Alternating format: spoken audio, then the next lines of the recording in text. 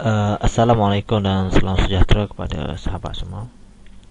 So di sini saya ingin menunjukkan kepada anda tutorial bagaimana kita hendak menonton drama Makbul di TV2.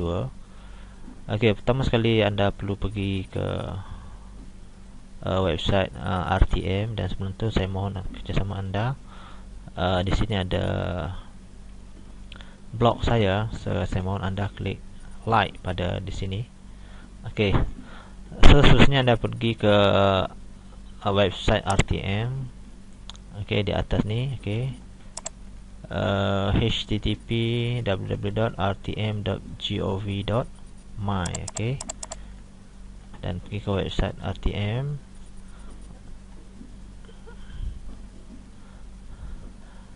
Okey, seterusnya okey, ini adalah website RTM dan anda pergi ke scroll down, dan di sini ada online service. Anda pergi ke VOD TV2. Okey, dia akan buka paparan yang baru. Okey, kemudian okey, anda batas sini video. Okey, klik video, drama, dan ambil Makbul. Okey, drama Makbul. Okey, selepas anda klik drama Makbul ni, anda diminta untuk login. Okey, jika anda belum mendaftar, anda klik di sini untuk register. Okey. Okey, daftar. Okey, klik register. Okey, dan isikan butiran seperti di bawah lah. Okey, nama, username, email, password dan verify password, dan klik register. Okey. Okey, selepas anda klik register, maka pihak RTM akan menghantar satu email, okey, kepada email yang anda masukkan tadi. Okey, buka email ini dan anda perlu sahkan email anda untuk pendaftaran di RTM, website RTM, dan klik link di sini untuk mengesahkan email anda. Okey, klik di sini, okey, untuk mengesahkan email anda. Okey. Okey, dan saya setelah pun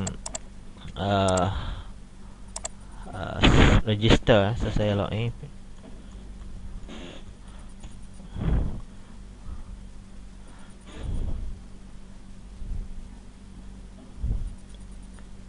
Okey.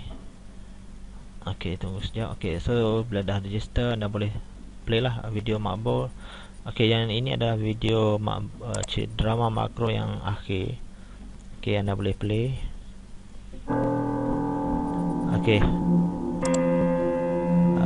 Okey, so saya cadangkan anda